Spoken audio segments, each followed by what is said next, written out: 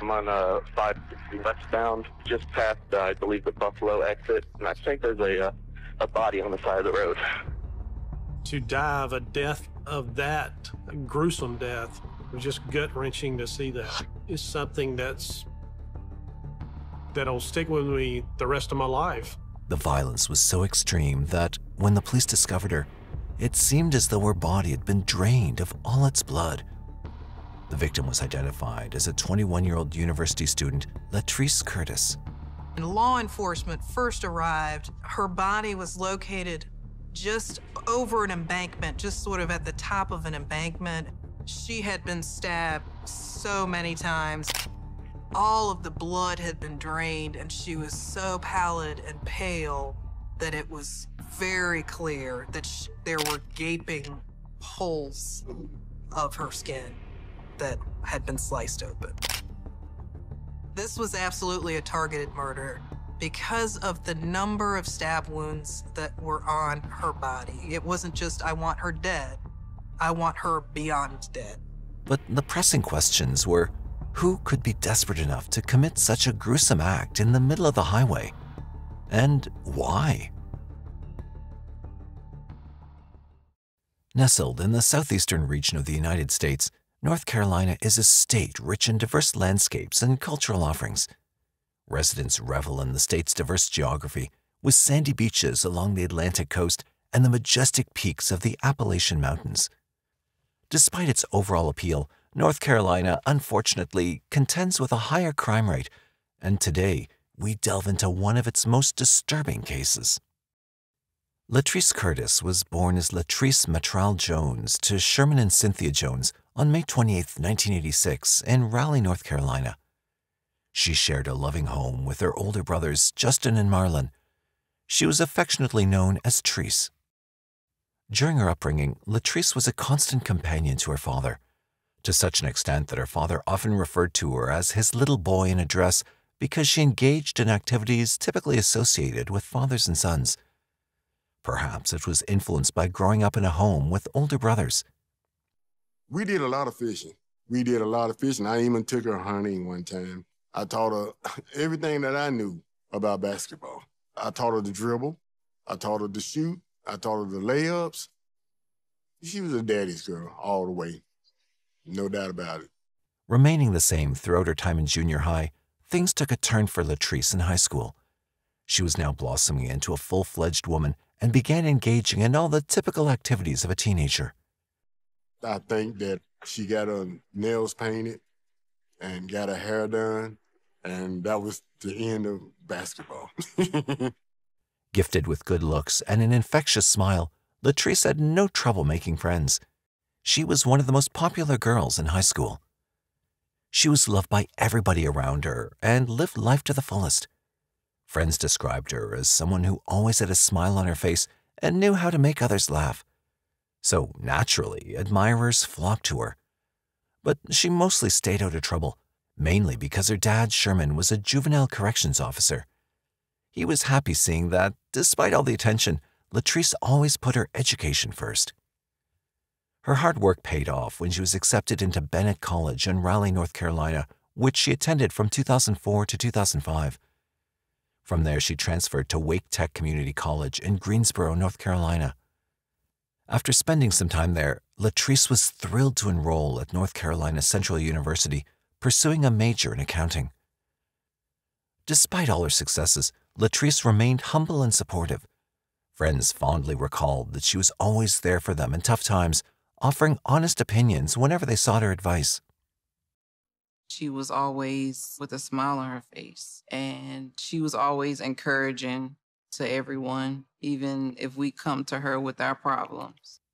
During her first semester at NCCU, Latrese crossed paths with Darren Lee Curtis, a fellow accounting student and former National Guard soldier. Darren, who was 5 years her senior, also hailed from Raleigh. Darren was sweet. He was shy, kind of reserved. While dating might not have been Latrese's immediate focus, her connection with Darren was special. They quickly hit it off, and it was evident to everyone that they were deeply in love. And he definitely seemed like he matched her. Just the way he talked to us showed me that he was very respectful. Not long after they began dating, just 1 year into their relationship, Latrese and Darren made the life-changing decision to spend the rest of their lives together. Despite the magnitude of their commitment, they were serious and well-prepared. Both dedicated to their accounting careers, they juggled part-time jobs to support themselves. Latrese worked in the Human Resources Department at Sears in the Triangle Town Center Mall in Raleigh, while Darren was employed at a local firm in Raleigh. So finally, on April 27, 2007, the couple exchanged vows, with Latrese officially becoming Mrs. Curtis. The wedding didn't sit well with Latrese's family. Despite her previous introduction of Darren to the family during their dating phase, the news of the wedding hit them like a bomb. Besides Darren's shy, reserved, and respectful nature on the surface, they practically didn't know anything about him. So naturally, for everyone in their family, and especially for Latrese's protective father, Sherman, the marriage came under intense scrutiny. The thing that wasn't respectful to me was that he never said anything to me about wanting to marry my daughter. I feel like he should have came and talked to me about it, but they never told me anything. The marriage was also a surprise for Latrese's friends, as she'd kept everything hush-hush. But one day she came to work. She was in her junior year at the time. And we saw a ring on her finger. And she told us, she was like, you guys, I got married. And we're like, what? So we were definitely shocked. Against all odds, the pair moved into an apartment in Austin Grove, Raleigh, starting a new chapter in their lives. They were brimming with hopes and dreams for a joyful and prosperous future. A future that would come crashing down in the most horrific way possible just 9 months later. By January 2008, Latrese, at 21 years old, was in her senior year at the university, while Darren had already graduated. During this period, Latrese shifted her classes to the evening, allocating her daytime for work and future planning. It became known among her friends that she was contemplating starting a family, expressing her desire to have a baby right after Christmas that year. However, she confided in a friend, Anisha Baldwin, expressing concerns about Darren not being ready. Sadly, what the future had in store for her was beyond her imagination. On weekdays, Latrese usually returned home at around 8 p.m. after a long day of classes, making the 30-minute drive from Durham to Raleigh. Darren typically arrived home 15 to 30 minutes after her. However, this routine would be disrupted on the night of January 29, 2008, and life would never be the same again. On the cold winter morning of January 30, 2008, around 7:30 a.m., David Jones was heading westbound on Interstate 540. As traffic began to slow down, David glanced to the right, and something captured his attention. I was traveling to a meeting going along 540, and as I was driving, I noticed something on the shoulder of the road. He noticed an object on an embankment that stood out from the surrounding foliage along the highway. As he stopped his vehicle and approached for a closer look, he was met with a horrifying sight. It was a dead body. After taking a moment to absorb the shock, he promptly dialed 911 to report the discovery. I'm on 560 westbound, just past, I believe, the Buffalo exit, and I think there's a body on the side of the road. Law enforcement officers discovered the body on an embankment of the I-540 near the Buffalo exit, just as David had reported. The deceased woman was clad in a white shirt and torn blue jeans, bearing multiple stab wounds across her body. The vicious attack had drained all the blood from her, rendering her body pale. The extent of the injuries was severe, with gaping holes sliced into her skin. Homicide detectives were called to the scene, and based on the condition of her body, they estimated that she'd been deceased for several hours. The number of stab wounds indicated that this was not a random attack, but a targeted killing, a deliberate and cruel act. Clearly, somebody wanted her beyond dead. The body was sent for autopsy, and the immediate task was to establish her identity. However, no identification was found on her at that point, and the search for clues continued. Meanwhile, around 9:30 a.m., Latrese's father, Sherman, was watching the news on his television when it was reported that a body had been discovered on I-540. Breaking news. Body found on I-540. Had a tarp over it. Nothing clicked. However, he was anxious for a different reason. Sherman had been attempting to reach Latrese, but had got no answer. He also tried to contact Darren without success. The poor father had no inkling that these two events were connected until hours later when he received devastating news from the police.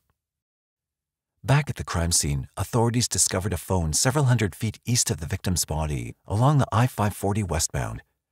The phone had been turned off and exposed to rain and the elements. Additionally, a white Nissan Sentra was located less than a mile away from the scene, believed to belong to the victim. Inside the car, blood was found and the console was broken, indicating that the attack had occurred within the vehicle. Forensic teams collected DNA samples from various areas in the car for analysis. Running the license plate, they found it registered in the name of 21-year-old Latrese Curtis. Once the victim was identified, a crucial piece of information surfaced. Darren, Latrese's husband, had called 911 that same morning, reporting that his wife hadn't returned home. Girl 911, where's your emergency? I live in Raleigh, but my wife goes to school out at North Carolina Central, and she did not come home last night. I talked to her last night. She was on her way home. She was in the car and everything. She hadn't showed up. The last known place she was at NCCU. Did you talk to her while she was driving? Yes, she had the radio on and everything. She told me she was stopping to get something to eat. I don't know if she was still in Durham when she called me or she was on 540 coming back in Raleigh. Darren claimed that he received a call from Latrese the previous night at around 10 p.m., where she informed him that she was on her way home. Surprisingly, as the detectives were examining the car, Darren arrived at the scene. He explained the situation, stating that he was on his way to work and that he took the I-540 as part of his daily routine, and today he'd suddenly spotted his wife's car and stopped. While the investigation was ongoing, Sherman got in touch with the sheriff's department. That's how he learned that his precious daughter had passed away, devastating the entire family. Me and my wife, we didn't say a word to each other going down there. Not one single word. We got down there, it's probably about 11 o'clock. And they had us sitting in this room. They finally came out and told us that the girl's body that they found on 540 was identified as Latrese.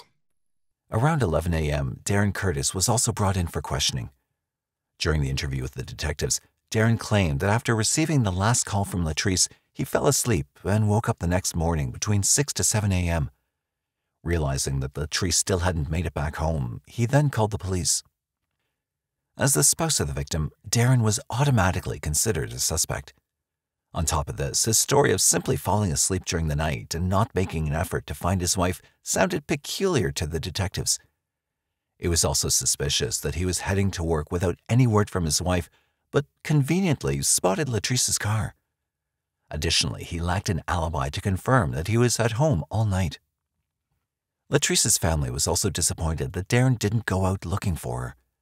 Sherman later mentioned that Darren seemed nonchalant about Latrese being missing. And then never check to see if she was home. My wife's not home. I'm not going to sleep. I'm going to find out where she's at. However, he cooperated with the authorities by providing his fingerprints and DNA sample and allowing them to photograph him. They also conducted searches of his apartment and car, but found no indications of any wrongdoing. Additionally, they questioned several neighbors about the Curtises' relationship, but none had any specific information to share. Everyone conveyed that they seemed like a happy couple. Reporters do a lot of what police officers do. We try to find people that are close to the victim. I was asked to go knock on Darren Curtis's door. He did not answer the door that day. I don't know if he was home or not. And we spoke to a few neighbors, and they basically said, we had no idea that there were any issues. We believed that they were just a regular young married couple working hard, coming and going. And no, we never heard anything or saw anything to give us pause. With no evidence tying Darren to the crime scene, he was released, leaving lingering doubts and unanswered questions. Was Darren concealing something? Was their seemingly perfect relationship hiding darker layers? Did Darren possess secrets that could have driven him to harm his wife? However, before detectives could pursue these questions, a significant lead emerged in the case thanks to a tip.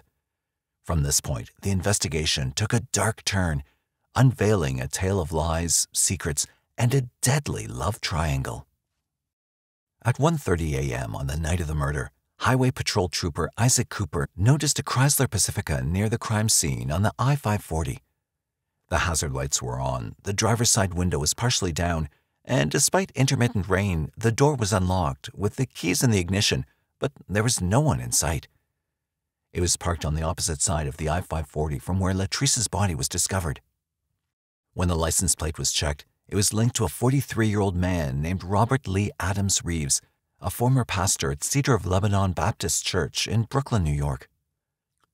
Robert resided in Durham, and by January 2002, he'd founded Cedar International Fellowship in Brooklyn, where he served as the minister.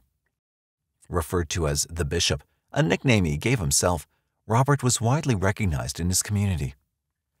Among his friends, Robert was esteemed as an energetic, intelligent, and diligent individual, as well as a man of God. Robert was an excellent preacher, excellent teacher, very articulate, very excellent organizer. Anything he put his mind to became excellent because he just excelled and he stayed focused. Robert was well known not only down here in places we traveled, several places around the United States. While Robert was a familiar figure in the church communities of North Carolina, Latrese's family had no prior knowledge of him. Didn't know nothing about Robert Reeves. Never seen him before in my life. I'm looking at him. Okay, my daughter's 21. This dude's 50-something. What in the world is going on? How did she know this guy? What connection did Robert Reeves have with Latrese Curtis, and how did his car end up near the crime scene? To uncover the answers to these questions, authorities questioned Robert Reeves on January 30th, 2008 at around 3 p.m., merely hours after the murder. During interrogation, Robert spoke very little, but he did come forward with information when asked the whereabouts of him and his vehicle. He mentioned that the day before, he'd only been to church and then returned home. Robert also said that he'd given his car to his roommate, Stephen Randolph, to drive because his own car was out of service. And there it was. The connection between Latrese Curtis and Robert Reeves was Stephen Randolph, who happened to be a fellow accounting student at NCCU. With a third person now in the mix, the police took Robert's DNA, fingerprints, and photos, just like they had with Darren. Robert had cuts on his hands and legs, but he explained them away as injuries from moving a desk. While this raised suspicions, authorities lacked substantial evidence against him, so he was let go. The murder investigation became even more complex with 3 men now under suspicion for the same crime, leaving more questions than answers. You got 3 men involved in this. 1 woman involved in this. What is the connection with these 3 men and this 1 woman? Detectives knew that they had to look into Stephen closely. As a senior at NCCU, he shared the same academic year with Latrese. On campus, he was recognized as a charming ladies' man and a talented basketball player. However, the connection between Latrese and Stephen went beyond mere classmates. Unbeknownst to others, they were engaged in a clandestine affair. On February 1st, 2008, 2 days after the gruesome murder, Stephen was brought in for formal interrogation. When questioned about their relationship, he admitted to having an affair with Latrese, but downplayed its seriousness. According to Stephen, they grew close while attending classes together and initiated their relationship in September 2007. He claimed to be aware that Latrese was married, but asserted that she didn't provide many details. Latrese had told Stephen that she was separated from her husband, whereas in reality, they were newlyweds with no apparent marital issues. Interestingly, Stephen had another girlfriend named Velma Newton who was unaware of Stephen's affair. Latrese seemed to have a good understanding that Stephen wasn't seeking a serious relationship, and she was comfortable with the level of their companionship. Latrese had kept this affair hidden from everyone, including her friends and family, possibly out of fear of their disapproval. She was having an affair. I'm not sure why she didn't tell us. I don't know if she maybe felt like we was going to judge her. If I knew what she was up to, and that she was having an affair, I would have had a talk with her. We would have had a serious talk. I always just reminded her of wrong from right, what you're supposed to do. Probably why she never spoke to me about seeing another man. Because she probably knew exactly what I was going to do and what I was going to say. Robert Reeves escorted Stephen Randolph into the police and said he's here and he was willing to submit to questions to you. He complied with giving his DNA and getting his fingerprints. I think that there is a certain type of criminal who is willing to walk into a police station and is willing to comply with police and wants to come in. They're proud of their handiwork and they want to come in and see if the police can figure it out. Stephen also revealed that it was late in 2007 when he moved into Robert Reeves's house. Within a few days of settling in, he'd invited Latrese over for a study date. One thing led to another, and they ended up sleeping together. From that point forward, they occasionally engaged in intimate encounters. According to Stephen, on the evening of January 29, 2008 as well, Latrese came to his place and they ended up sleeping together. After their encounter, just before 10 p.m., she decided to go home. Following Latrese's departure, Stephen headed to the residence of his other girlfriend, Velma, and met with several friends. However, shortly afterward, he received a phone call from Latrese. Latrese told Stephen over the phone that she might be pregnant and wanted to take their relationship further, and he agreed to discuss it the next time they saw each other. Shortly after this phone conversation, he received another call from Latrese's phone. He answered the phone, but no one said anything. Stephen stayed at Newton's house until around 1:30 a.m., then drove home and went to sleep. When he woke up the next morning for an early class, he noticed a call had come in from Latrese's phone around 2 a.m. Stephen also informed the police about another detail. He and his other girlfriend, Velma, had been receiving strange phone calls, and about a month before Latrese died, their tires were slashed. This incident led him to occasionally borrow Robert's car. However, he emphasized that he hadn't taken Robert's car out for about 2 weeks since his own car had been repaired, and that he had nothing to do with Latrese's death. Just like the other two men, Stephen gave the police his fingerprints and DNA and was photographed. Although he wasn't ruled out as a suspect just yet, he was let go. After Stephen's interrogation, the detectives were left with a bunch of new questions. Was Stephen being straight with them or spinning a tale? Could he be desperate enough to harm Latrese to protect his image, especially now that she was seeking a more serious relationship? Or did Darren catch wind of his wife's deception and decide to take matters into his own hands? And what role might Robert have played in this whole situation? Unfortunately, these were all just speculations. To nail down solid evidence, the police had to bide their time for the lab test results. Meanwhile, as they attempted to piece together a timeline for the murder, they stumbled upon another nugget of information.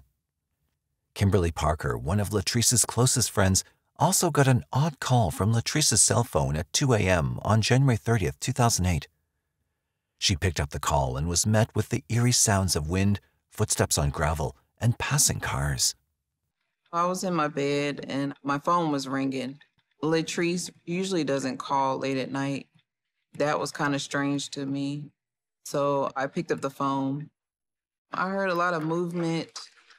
I heard cars driving by. It sounded like it was close to the highway. Something inside me just told me to just remain on the phone. I was saying, Latrese, Latrese, Latrese, Latrese, until I hung up the phone. Concerned, Kimberly dialed back, but the call went straight to voicemail.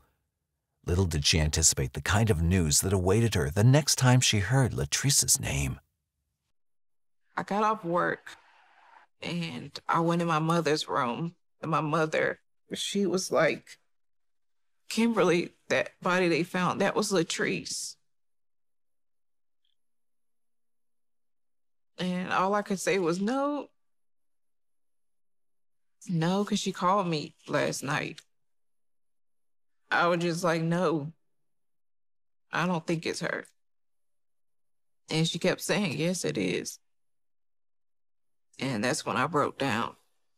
The autopsy report revealed the gruesome details of Latrese's death, indicating that her throat had been slit and she'd suffered around 40 stab wounds to her face, head, neck, and torso.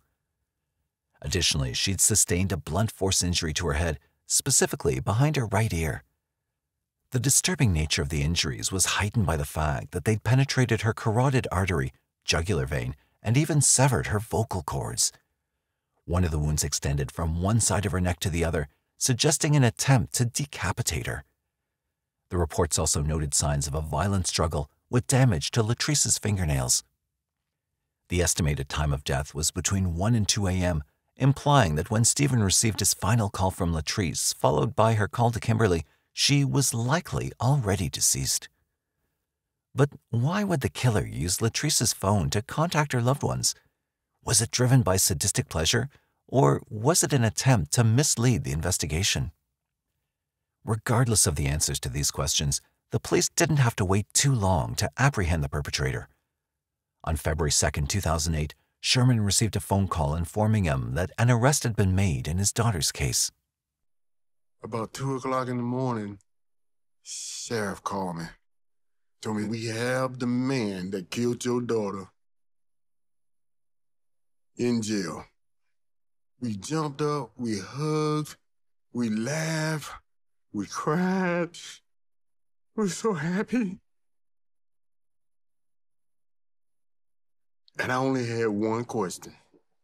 Who did it? To the shock of many, the individual turned out to be Robert Reeves, who was accused of first-degree murder. Despite his protests of innocence, incriminating evidence was discovered, including his DNA found on the steering wheel and other items inside Latrese's car. No additional charges were brought against anyone else. The revelation was met with disbelief by those who knew Robert, particularly considering his standing as the bishop, a respected figure in the religious community. I never known Robert to be a violent person. I never saw him angry. But why would a man with the least connection to Latrese kill her? Was he acting on behalf of someone else, or did he harbor a far more sinister motive? There was no way he should have been in the picture at all. If anything, it should have been a duel between Stephen and Darren. He had no business in the picture at all. I want to know why. Who is this man? Why he do this? It doesn't make sense that he is the guy because he doesn't have a direct connection to Latrese Curtis. And that's frustrating for the family. It is confusing for the media and for the general public who's following this case. The true motives behind Robert's actions didn't become clear until the trial began. On September 29, 2009, the trial of Robert Reeves commenced in a Wake County courthouse. Walking into this trial, the very first thing the prosecutor says in this case, this is going to be a unique case, and it's going to get very complicated, and it's going to get very strange very quickly.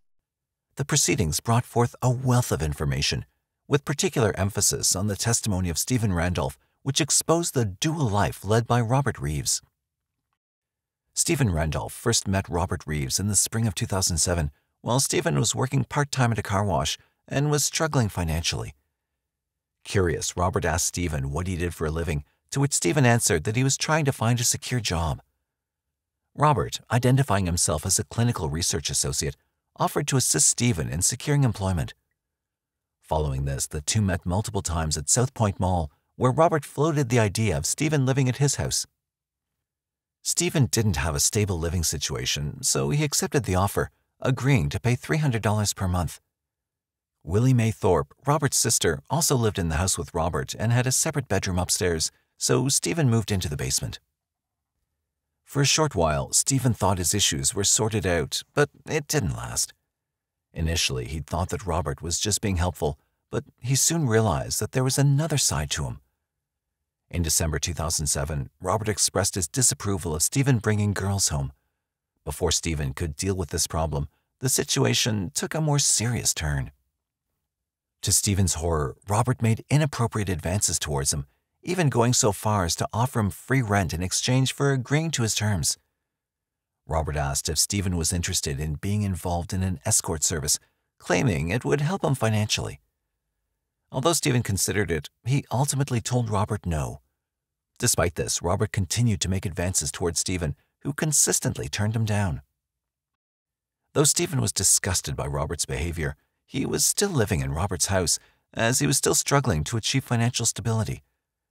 To ensure his own safety, he borrowed a 9mm Ruger from his cousin and kept it under his pillow. Towards the end of 2007, both Stephen and his girlfriend Velma started receiving threatening phone calls from an anonymous caller. The caller warned Stephen, threatening to end his basketball career and break his legs if he didn't stop whatever activities he was involved in. During one of these calls, the anonymous caller mentioned that he hoped Stephen had a gun. Strangely, Stephen's gun had gone missing earlier that same day. It was later revealed that Robert had confiscated the gun. On December 11, 2007, Stephen intended to go to Velma's house, but his car had a flat tire. He fixed it at a gas station and proceeded to Velma's house. Later that same night, as he left her house to return to Robert's house, he discovered that all 4 of his tires had been slashed.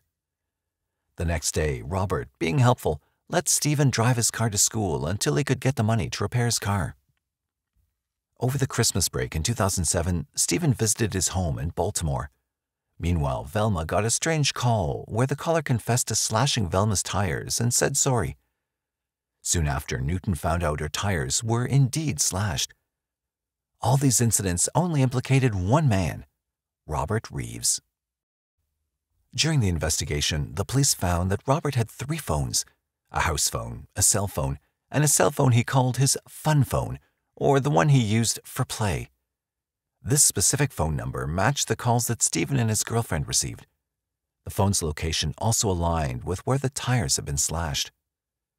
The prosecution argued that Robert was obsessed with Stephen Randolph and was determined to pursue a relationship with him at any cost. They believed he chose to kill Latrese in a jealous rage because she stood in the way of his perceived relationship with Stephen. They contended that Robert likely followed Latrese after she left his house on the night of January 29, 2008, and took advantage of an opportunity when she pulled over on the highway, attacking and killing her in a fit of jealous rage. The prosecution also suggested that he used Latrese's phone to make calls after the murder. In addition to the other evidence, the police found a partially melted trash can at Reeves's house containing accelerant and fabric. It was believed that this was an attempt to burn the clothes he wore during the crime. It was a collection of things that revealed the fact that he had this dual life, that he was this bishop and this sexual predator, and it was the motive for the homicide. The defense, on their part, argued that Robert had a disability. His left arm was half paralyzed because he'd been mugged in New York and stabbed in this arm. They stated that Robert couldn't carry anything heavy with his left hand and didn't have a good grip with that hand, and the use of his left hand was very minimal. Therefore, it wouldn't have been possible for him to stab Latrese so many times with one hand. The defense team also sought to convince the jury that investigators had apprehended the wrong man, asserting that Stephen, not Robert, had a motive for the killing. They argued that Stephen was concerned about the potential of an unwanted pregnancy with Latrese and feared jeopardizing his future. They also highlighted that Stephen had a knife collection, which included a cane sword, yet investigators never tested them for blood or DNA evidence. During their closing arguments, Robert's attorneys attempted to cast doubt on the state's case by questioning whether investigators followed proper procedures and protocols in collecting and testing evidence. However, in the end, all these efforts fell short against the enormous physical evidence the state had. After 2 days of deliberations, the jury determined that the state had provided evidence to prove beyond a reasonable doubt that Reeves had killed Latrese. On October 9, 2009, 44-year-old Robert Reeves was found guilty of the first-degree murder of 21-year-old Latrese Curtis and sentenced to life without the possibility of parole. Currently, Robert Reeves is serving his life sentence at the Pasquotank Correctional Institution in Elizabeth City, North Carolina. Sherman Jones, the father of the murder victim Latrese Curtis, addressed the media after the conviction of the man who killed his daughter. Expressing his heartbreak, he used strong words to convey his feelings, saying, "There's no more waiting, no more wondering. Maybe now we can go on with our lives. This man, he's a predator. He was tried for one murder, but he killed 3 or 4 of us. He killed my daughter, he killed me, my wife, and he killed himself. While Sherman and the family were undoubtedly relieved at the killer being caught, the pain of losing their beloved Latrese never left them. I really don't know what the word closure means, because I hear it all the time, but it's been 12 years, and I ain't got no closure yet. So I guess I'm still waiting on it to come. I see her every day, and it ain't closed yet. It's still there. It's still there. I still cry. I still wonder why. As we conclude the story, this tragic murder surely leaves a lasting impression on our minds. Latrese may have made a few wrong choices in life, but in no way did she deserve to have her life taken in such a horrific way at the age of 21 with her whole life ahead of her. What's your take on this story? What do you think made Robert so desperate to commit such a gruesome crime? Or do you believe there were more secrets to this deadly love triangle? Let us know your thoughts. We'd love to hear from you. If you'd like us to cover a case, please drop your recommendation in the comment section. Like, share, and subscribe to our channel for more gripping true stories like this.